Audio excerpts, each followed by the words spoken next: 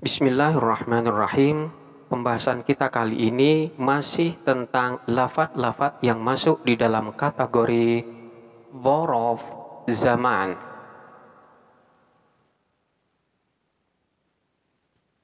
Lafadz yang kita bahas adalah lafadz mudh atau mundhu.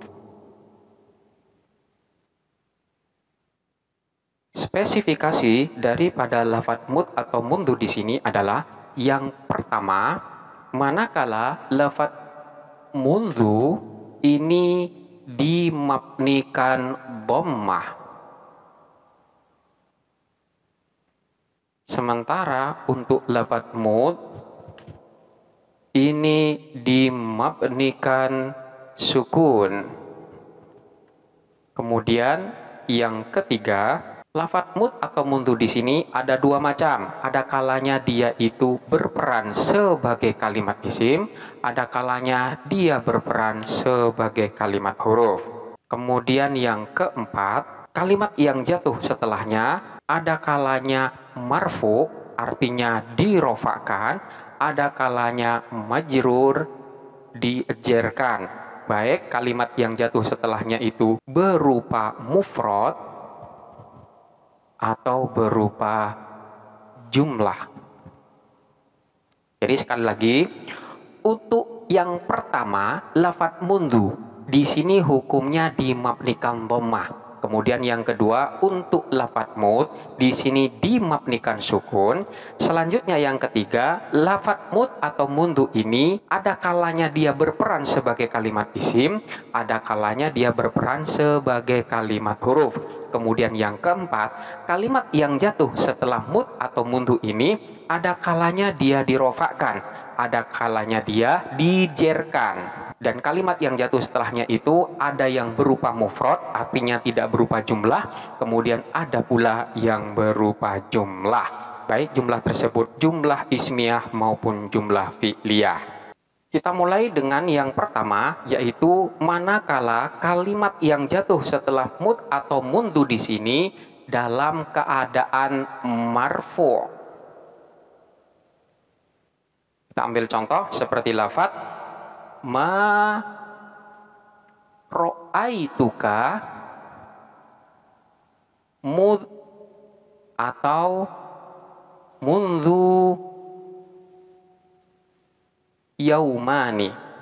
Ma ra'aitu tidak melihat siapa saya, mudh atau mundhu yaumani. Lafadz yaumani di sini dalam keadaan rofa. Aku tidak melihat kamu sejak 2 hari yang lalu. Selanjutnya lafadz yaumani ini kenapa kok dirofakkan? Dalam hal ini terdapat 4 pendapat. Pendapat yang pertama yaitu pendapat dari Imam Al-Mubarrad dan Imam Ibnu Sirad, yang dalam hal ini pendapatnya dinukil oleh Imam Ibnu Malik. Mereka menyatakan bahwa untuk lafadz mudh dan mundhu ini adalah dijadikan sebagai mubtada'nya, sementara kalimat yang jatuh setelahnya yaitu lafadz yaumani ini dijadikan sebagai khobar daripada lafadz mudh atau mundhu itu, dengan menganggap bahwa lafadz mudh dan mundhu di sini adalah merupakan isim ma'rifat yang memiliki makna awwalul waqti atau awwalu inqita'i ar-ru'yah. Sekali lagi, pada pendapat yang pertama ini ulama menyatakan bahwa lafadz mudh atau mundhu di sini dijadikan sebagai mubtada'nya dengan menganggap bahwa mudh dan mundhu di sini sebagai isim ma'rifat yang memiliki makna awwalul waqti atau awwalun qita'ir ru'yah. Sementara lafadz yaumani ini dijadikan sebagai khobarnya. Dengan demikian, makna daripada lafadz ma ra'aituka mudh atau mundhu yaumani ini adalah ma ra'aituka awwalul waqti yaumani atau ma ra'aituka awwalun qita'ir ru'yah yaumani. Ma ra'aituka, aku tidak melihatmu, awwalul waqti, adapun permulaan waktunya, yaumani ialah 2 hari. Jadi aku tidak melihatmu dimulai dari 2 hari kemarin. Atau ma ra'aituka awwalun qita'ir ru'yah yaumani. Ma ra'aituka, tidak melihat siapa aku ka kepadamu, awwalun qita'ir ru'yah yaumani. Awwalun qita'ir ru'yah, adapun permulaan terputusnya melihat kamu itu, yaumani, ialah 2 hari. Dengan demikian, manakala lafadz mud atau mundu di sini di i'rab di dalam susunan ini, menurut pendapat yang pertama adalah mud atau mundu ismun dzarfiyun mabniun ala sukuni, manakala mud atau mabniun ala dhammi, ini manakala mundu, fi mahalli raf'in mubtadaun, di dalam mahal rofa sebagai mubtada. Kemudian yaumani khobarul mubtada'i marfu'un wa alamatu raf'ihi alifun niyabatan alid dhammati. Ini adalah menurut pendapat yang pertama. Selanjutnya pendapat yang kedua, yaitu pendapat dari Imam Al-Akhfas dan Imam Az-Zujat, yang merupakan sebagian di antara ulama Basroh, yang menyatakan bahwa lafadz mud atau mundu ini dianggap sebagai isim dzorof, yaitu kalimat isim yang mengandung makna dzorof, yang dalam hal ini kedudukannya sebagai khobar. Sementara lafadz yaumani ini dijadikan sebagai mubtada'nya. Dengan memperkirakan makna daripada lafadz mud atau mundu di sini adalah baini wa baina liqa'ika. Jadi ma ra'aituka baini wa baina liqa'ika yaumani. Ma ra'aituka, tidak melihat siapa saya, ka kepadamu, baini, ialah di antara aku, wa baina liqa'ika, dan di antara pertemuan denganmu, yaumani, adapun 2 hari. Jadi baini wa baina liqa'ika ini dijadikan sebagai khobarnya, sementara lafadz yaumani ini adalah merupakan mubtada'nya. Dalam susunan ini, manakala lafadz mud atau mundu di sini di i'rab, maka i'rabannya adalah mud atau mundu khobarun muqaddamun. Atau manakala dirinci, mud ismun dzarfiyun mabniun ala sukuni fi mahalli raf'in khobarun muqaddamun. Selanjutnya untuk lafadz mundu, mundu ismun dzarfiyun mabniun ala dhammi fi mahalli raf'in khobarul mubtada'i. Yaumani mubtadaun marfu'un wa alamatu raf'ihi alifun niyabatan anid dhammati. Ini adalah pendapat yang kedua. Selanjutnya pendapat yang ketiga, yaitu pendapat dari sebagian ulama Kufah. Di antaranya adalah Imam Suhaili. Beliau menyatakan bahwa lafadz mud atau mundu ini di i'rab sebagai dzarfiyah atau maf'ul fi,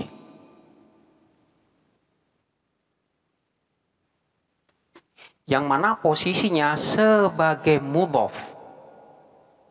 Kemudian kalimat yang jatuh setelahnya, yaitu lafadz yaumani, ini kedudukannya sebagai fa'il dari kalimat fi'il yang dibuang. Sekali lagi, pendapat yang ketiga ini menyatakan bahwa untuk lafadz mud atau mundu ini dijadikan sebagai dzarfiyah atau maf'ul fi yang i'rabnya adalah nasab, sedang posisinya dia sebagai mudhof. Sementara lafadz yaumani ini dijadikan sebagai fa'il dari fi'il yang dibuang. Sementara mudhof ilaih daripada lafadz mud atau mundu ini adalah jumlah yang jatuh setelahnya, yaitu fi'il yang dibuang dan fa'ilnya. Takdirannya adalah ma ra'aituka mud atau mundu kana yaumani.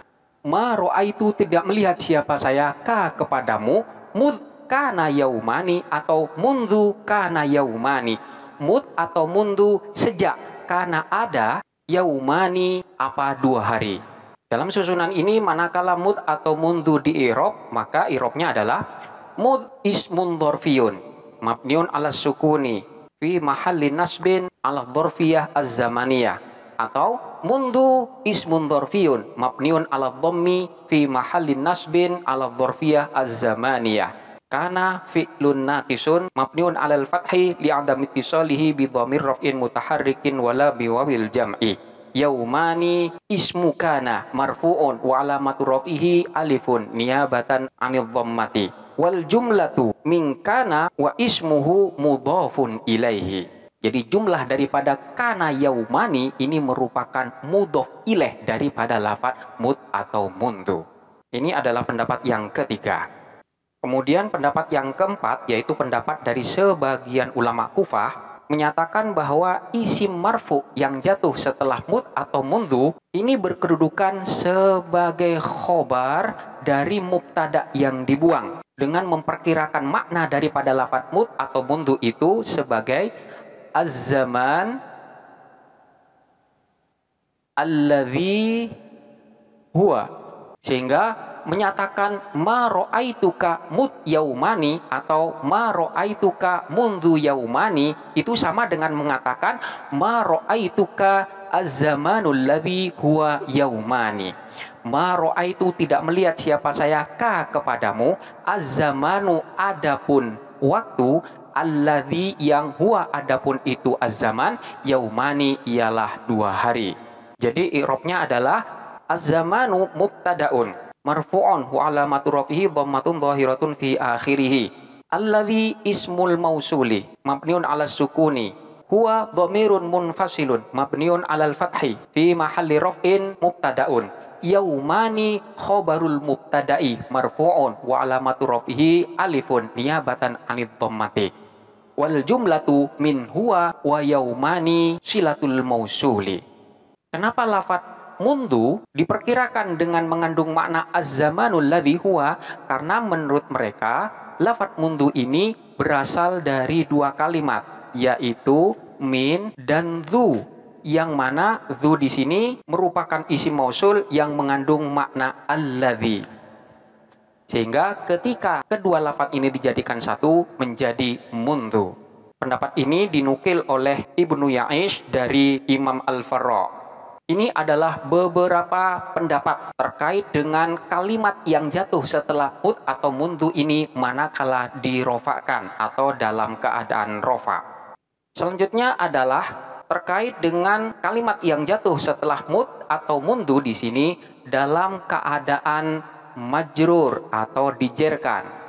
Sehingga contohnya jadi ma ro'aituka mud atau mundu yaumaini. Dalam hal ini terdapat 2 pendapat. Pendapat yang pertama adalah pendapat dari jumhurul ulama atau mayoritas para ulama. Mereka menyatakan bahwa untuk mud atau mundu di sini dijadikan sebagai huruf jar dan lafaz yang jatuh setelahnya ini sebagai majrurnya. Jadi, ma ra'aitu tidak melihat siapa saya ka kepadamu, mud atau mundu yaumaini sejak 2 hari. Manakala di i'rab, mud harfu jarrin mabniun 'ala sukuni atau mundu harfu jarrin mabniun 'ala dhammi. Yaumaini majrurun bimud atau mundu. Wa alamatu jarrihi ya'un niyabatan 'anil kasrati li'annahu ismul mutsanna. Ini pendapat yang pertama. Sementara pendapat yang kedua di sini menyatakan bahwa untuk lafaz mud atau mundu ini dianggap sebagai maf'ul fi yang i'rabnya adalah nasab dan dia juga kedudukannya atau posisinya sebagai mudhaf, sementara kalimat yang jatuh setelahnya yaitu lafaz yaumaini ini dijadikan sebagai mudhaf ilaihnya. Jadi mud atau mundu ini dhorof atau maf'ul fi, i'rabnya adalah nasab, posisinya sebagai mudhaf, sementara lafaz yaumaini sebagai mudhaf ilaihnya. Manakala di i'rab menurut pendapat yang kedua ini mud ismun dzarfiyun mabniun 'ala sukuni. Ini manakala untuk mud, atau mundu ismun dzarfiyun mabniun 'ala dhammi fi mahalli nasbin 'ala dzarfiyah az-zamaniyah, yang dalam keadaan nasab sebagai dhorof. Wa huwa mudhafun, posisinya sebagai mudhaf. Yaumaini mudhafun ilaihi majrurun bil mudhaf wa alamatu jarrihi ya'un niyabatan 'anil kasrati li'annahu ismul mutsanna. Ini adalah dua pendapat terkait dengan i'rab daripada kalimat yang jatuh setelah mud atau mundu di sini, manakala i'rabnya sebagai majrur atau kalimat yang diejerkan. Pembahasan selanjutnya adalah manakala kalimat yang jatuh setelah mud atau mundu di sana berupa jumlah. Contohnya seperti ma ra'aituka mud atau mundu darabta Zaidan. Ma ra'aitu tidak melihat siapa saya ka kepadamu, mud atau mundu darabta Zaidan, sejak darabta memukul siapa kamu Zaidan kepada Zaid. Dalam hal ini terdapat dua pendapat. Pendapat yang pertama yaitu pendapat dari Imam Sibawayh menyatakan bahwa untuk lafadz mud dan mundu di sini di'irab sebagai maf'ul fih, yang i'rabnya adalah nasab, sedang posisinya dia dianggap sebagai mudhaf. Sementara jumlah yang jatuh setelahnya ini dianggap sebagai mudhaf ilaihnya. Sehingga manakala di i'rab di dalam susunan ini menurut Imam Sibawayh, mud ismun dzarfiyun mabniun ala sukuni atau mundu ismun dzarfiyun mabniun ala dhammi fi mahallin nasbin ala dzarfiyah az-zamaniyah wa huwa mudhafun. Darabta fi'lun madin mabniun ala sukuni litisolihi bi dhamir raf'in mutaharrikin. At-ta'u dhamirun barizun muttasilun mabniun alal fathi fi mahalli raf'in fa'iluhu. Wal jumlatu minal fi'li wa fa'ilihi fi mahalli jarrin mudhafun ilaihi. Ini adalah pendapat yang pertama. Selanjutnya pendapat yang kedua menyatakan bahwa lafadz mud dan mundu ini dijadikan sebagai mubtada dari khobar yang dibuang. Jadi di sini khobarnya dibuang, yang mana khobarnya di sini posisinya sebagai mudhaf, sementara jumlah yang jatuh setelahnya ini dianggap sebagai mudhaf ilaih. Takdiran daripada khobar itu adalah lafadz zamanu. Jadi ma ra'aituka mud atau mundu zamanu darabta Zaidan. Ma ra'aitu tidak melihat siapa saya ka kepadamu, mud atau mundu adapun sejak, zamanu ialah waktu, darabta telah memukul siapa kamu Zaidan kepada Zaid.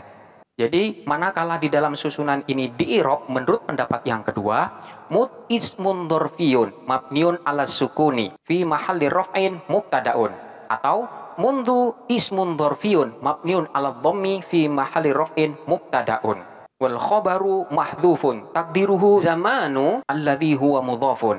Darabta fi'lun madin mabniun ala sukuni litisolihi bi dhamir raf'in mutaharrikin. At-ta'u dhamirun barizun muttasilun mabniun alal fathi fi mahalli raf'in fa'iluhu. Wal jumlatu min darabta min fi'lin wa fa'ilihi fi mahalli jarrin mudhafun ilaihi. Ini adalah penjelasan manakala kalimat yang jatuh setelah mud atau mundu di sini berupa jumlah. Dan di sana terdapat dua pendapat, yaitu pendapat yang pertama menyatakan bahwa mud atau mundu ini adalah merupakan maf'ul fi yang posisinya sebagai mudhaf, sementara jumlah setelahnya ini dianggap sebagai mudhaf ilaih. Kemudian pendapat yang kedua menyatakan bahwa mud atau mundu di sini adalah dijadikan sebagai mubtada dari khobar yang dibuang. Takdirannya adalah lafadz zamanu. Zamanun ini adalah khobar daripada lafadz mud dan mundu yang posisinya sebagai mudhaf, dan jumlah yang jatuh setelahnya dianggap sebagai mudhaf ilaihnya. Demikianlah penjelasan tentang mud atau mundu sebagai dzaraf zaman. Selanjutnya silahkan untuk dipelajarin dengan seksama dan sampai jumpa pada pembahasan berikutnya.